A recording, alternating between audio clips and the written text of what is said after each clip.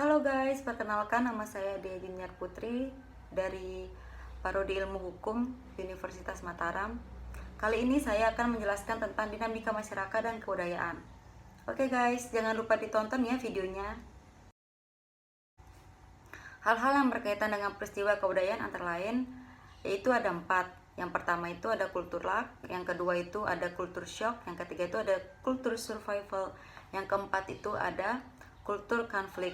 Oke, di sini saya akan menjelaskan tentang dinamika masyarakat dan kebudayaan terdiri dari peristiwa kebudayaan. Pengertian peristiwa kebudayaan itu sendiri yaitu suatu perintah yang terjadi dalam suatu etnis masyarakat. Hal-hal yang berkaitan dengan peristiwa kebudayaan antara lain, yang pertama yaitu kultural proses perubahan sosial dalam berlangsungnya secara cepat atau lambat. Yang kedua itu ada kultur shock. Kultur shock adalah kesulitan seseorang dalam menyesuaikan diri terhadap nilai budaya baru yang berbeda dengan budaya sendiri. Yang ketiga yaitu cultural survival. Cultural survival adalah suatu konsep yang lain, dalam arti bahwa konsep ini dipakai untuk menggambarkan suatu praktek yang telah kehilangan fungsi pentingnya 100%, yang tetap hidup dan berlaku semata-mata hanya di Indonesia, landasan adat istiadat semata-mata. Dan yang terakhir yaitu cultural conflict. Pada cultural conflict ini pertentangan kebudayaan muncul sebagai akibat relatifnya kebudayaan. Sedangkan pengertian dinamika sosial itu sendiri yaitu manusia dan masyarakat selalu berkembang serta mengalami perubahan yang dalam prosesnya berlangsung secara cepat maupun lambat. Dan dinamika masyarakat dan kebudayaan tersebut antara lain yaitu yang pertama yaitu internalisasi. Kue Jaraningrat menyatakan internalisasi adalah proses panjang sejak seorang individu dilahirkan sampai ia hampir meninggal, di mana ia belajar menanamkan dalam kepribadiannya segala perasaan, hasrat, nafsu, serta emosi yang diperlukannya sepanjang hidupnya. Contohnya adanya hasrat atau keinginan yang kuat dalam diri setiap individu untuk menguasai kebudayaan orang lain. Yang kedua yaitu sosialisasi. Dalam proses ini, seorang individu dari masa anak-anak hingga masa tuanya belajar pola tindakan dalam interaksi segala macam individu sekelilingnya yang menduduki beraneka macam peranan sosial yang mungkin ada dalam kehidupan sehari-hari.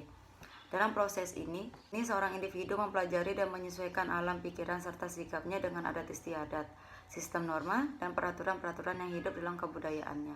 Yang keempat yaitu proses evolusi sosial. Proses evolusi sosial budaya dan dianalisa secara detail akan membuat mata peneliti untuk berbagai macam proses perubahan yang terjadi dalam dinamika kehidupan sehari-hari. Yang kelima yaitu difusi. Difusi adalah salah satu bentuk penyebaran unsur-unsur kebudayaan dari satu tempat ke tempat lainnya.